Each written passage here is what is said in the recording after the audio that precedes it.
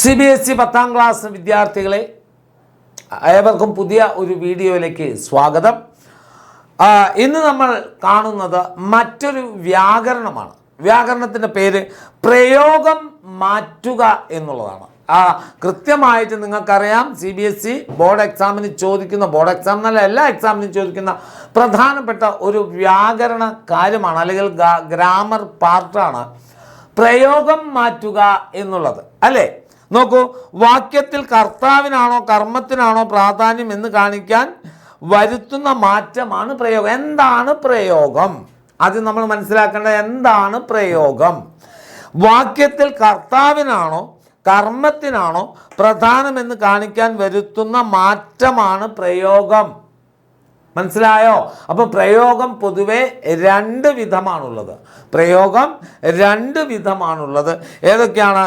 ഒന്ന് കർത്തരി പ്രയോഗം, കർത്താവിന് പ്രാധാന്യമുള്ള പ്രയോഗമാണ് കർത്തരി പ്രയോഗം, അല്ലേ? മറ്റൊന്ന് കർമ്മണി പ്രയോഗം.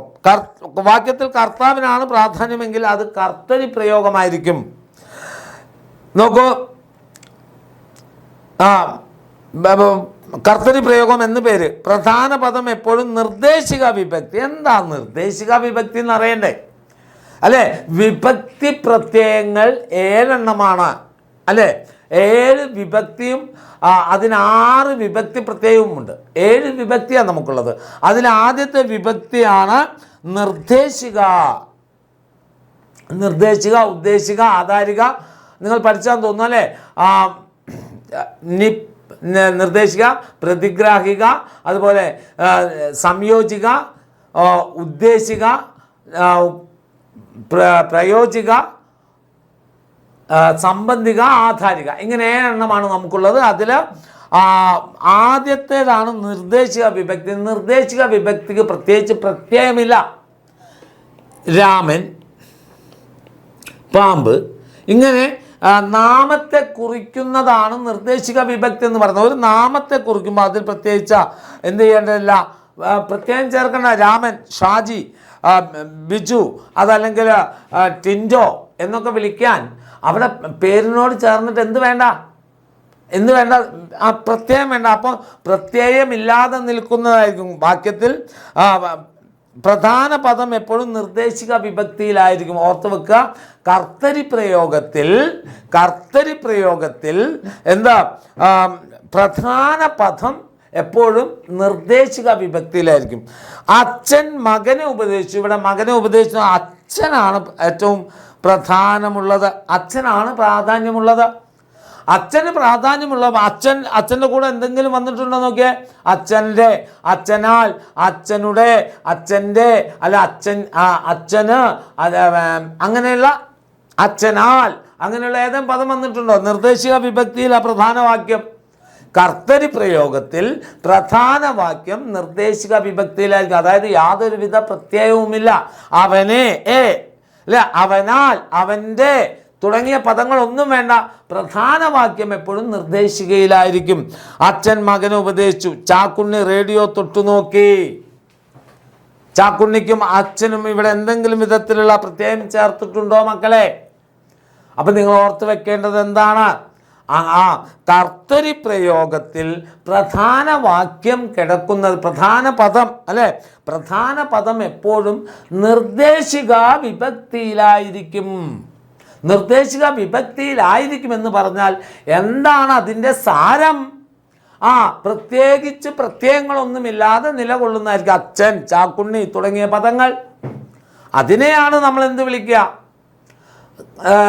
കർത്തരി പ്രയോഗം എന്ന് വിളിക്കുക. ഇനി കർമ്മണി പ്രയോഗം, കർമ്മത്തിന് പ്രാധാന്യമുള്ളതിനെയാണ് കർമ്മണി പ്രയോഗം.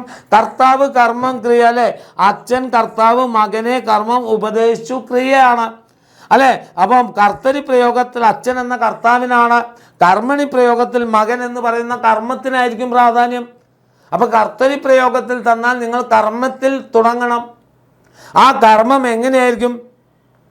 അതിൽ നേരത്തെ നമ്മൾ പറഞ്ഞതിൽ കർത്താവാണ്, അച്ഛൻ എന്ന കർത്താവാണ് നിർദ്ദേശിക വിഭക്തിയിൽ വന്നതെങ്കിൽ കർമ്മണി പ്രയോഗത്തിലേക്ക് വരുമ്പോൾ എന്തായി വരും? കർമ്മം നിർദ്ദേശിക വിഭക്തിയിൽ വരും. നോക്കൂ നിങ്ങൾ, കർമ്മണി പ്രയോഗത്തിനും കർമ്മത്തിന് പ്രാധാന്യമുള്ളത്, ഇതിൽ കർമ്മം നിർദ്ദേശിക വിഭക്തിയിലാണ്. അച്ഛനാൽ മകൻ ഉപദേശിക്കപ്പെട്ടു. അച്ഛൻ ആൽ ആധാരിക വിഭക്തിയിൽ അച്ഛൻ വന്നു. അച്ഛൻ ശരിക്കും എന്താണ് അല്ലേ? അച്ഛൻ ശരിക്കും കർമ്മമാണ്. പക്ഷേ അച്ഛനാൽ മകൻ, മകൻ എന്ന് പറയുന്ന കർമ്മത്തിനായി ഇവിടെ പ്രധാനം. ഉപദേശിക്കപ്പെട്ടു. റേഡിയോ ചാക്കുണ്ണിയാൽ തൊട്ടു നോക്കപ്പെട്ടു. കണ്ടോ നിങ്ങൾ, കർത്തരി പ്രയോഗത്തിൽ നിന്ന് എങ്ങനെയാണ് ഒരു വാക്യത്തെ നമ്മൾ കർമ്മണി പ്രയോഗത്തിലേക്ക് മാറ്റുക? അതാണ് നമ്മളിപ്പോൾ ചർച്ച ചെയ്തുകൊണ്ടിരിക്കുന്നത്. അപ്പം എന്താണ് പ്രയോഗമെന്ന് നിങ്ങൾക്ക് മനസ്സിലായി. വാക്യത്തിൽ കർത്താവിനോ കർമ്മത്തിനോ ആണോ പ്രാധാന്യം എന്നതാണ് പ്രയോഗം അല്ലേ? പ്രയോഗം രണ്ട് വിധമാണ്. കർത്താവിന് പ്രാധാന്യമുള്ളതാണ് കർത്തരി പ്രയോഗം, കർമ്മത്തിന് പ്രാധാന്യമുള്ളതാണെങ്കിൽ കർമ്മണി പ്രയോഗം. കർത്തരി പ്രയോഗത്തിൽ പലപ്പോഴും പ്രധാന വാക്യം നിർദ്ദേശിക വിഭക്തിയിലായിരിക്കും. പ്രധാന വാക്യം മീൻസ് കർത്താവ് നിർദ്ദേശിക വിഭക്തിയിലായിരിക്കും. അതിന് പ്രത്യേകിച്ച് എന്ത് ചെയ്യണ്ട, യാതൊരുവിധ പ്രത്യയവും ചേർക്കണ്ട. ഇനി കർമ്മണി പ്രയോഗത്തിലേക്ക് വരുമ്പോൾ കർമ്മത്തിന് പ്രാധാന്യമുള്ളതിനെയാണ് കർമ്മണി പ്രയോഗം എന്ന് വിളിക്കുക. കർമ്മണി പ്രയോഗത്തിൽ കർമ്മം നിർദ്ദേശിക വിഭക്തിയിലായിരിക്കും. മറ്റത് കർത്താവ് നിർദ്ദേശിക വിഭക്തിയിലാണ് കർത്തരി പ്രയോഗത്തിൽ. അങ്ങനെയെങ്കിൽ കർമ്മണി പ്രയോഗത്തിൽ കർമ്മം ഏത് വിഭക്തിയിലായിരിക്കും? നിർദ്ദേശിക വിഭക്തിയിലായിരിക്കും. അതിന് ഉദാഹരണമാണ് കൊടുത്തത്. മക്കൾക്ക് കൃത്യമായി പ്രയോഗം മനസ്സിലായോ മക്കളെ? ക്ലിയർ ആണോ മക്കൾക്ക്?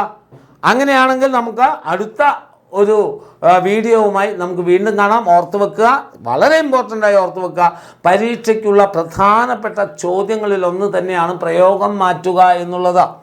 അതിപ്പം കൃത്യമായി എൻ്റെ മക്കൾക്ക് എഴുതാൻ പറ്റുമെന്ന് ഞാൻ വിശ്വസിക്കുകയാണ്. അപ്പോൾ നമുക്ക് അടുത്തൊരു വീഡിയോവുമായി വീണ്ടും കാണാം മക്കളെ. അതുവരയ്ക്കും ബായ്.